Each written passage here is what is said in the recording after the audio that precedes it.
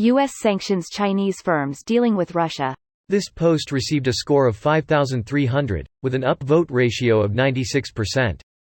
Here are the top comments in response to this article.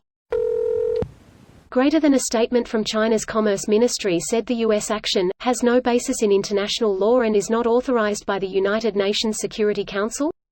It's funny because you don't need that to do import-export controls. Gosh, I wonder how they would have voted on that particular resolution. US has the right to restrict their own imports, China does the same. Go sell it to Russia or whoever, your rights are secure. You don't have the right to force the US Gulf to let you sell in the US. The irony here with China is astounding, especially when you see how much they restrict foreign sales inside China. They love to make statements totally detached from reality. So, the Chinese are trying to find loopholes to the Russian sanctions, and when they get caught, they cry foul. It sounds much more like China is violating sanction rules and companies that participate should be embargoed by the US. China obviously has a bigger market in Russia, so let them have exclusive rights. There's no incentive to plead guilty, so no matter how red-handed they're caught, they'll just say, "It never happened." They can say anything they want.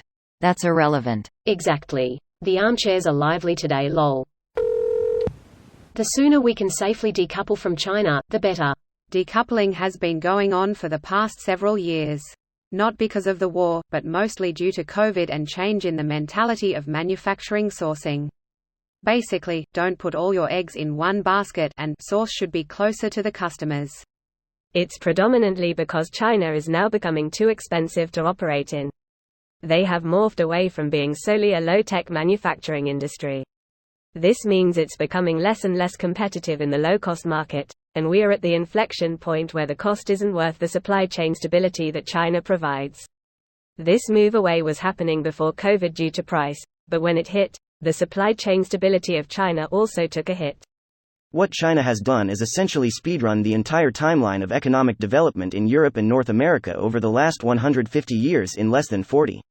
They've gone from subsistence farming to commodified mass production and automation at a record pace, seemingly retreading each separate phase of industrialization in a fast-forward montage.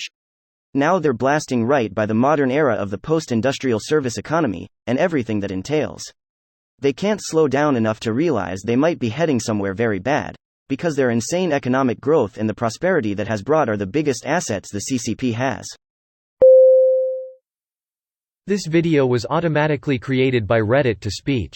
The article and comments in this video were selected from Reddit according to their upvotes, and any paraphrasing was performed by smmry.com, without any human intervention.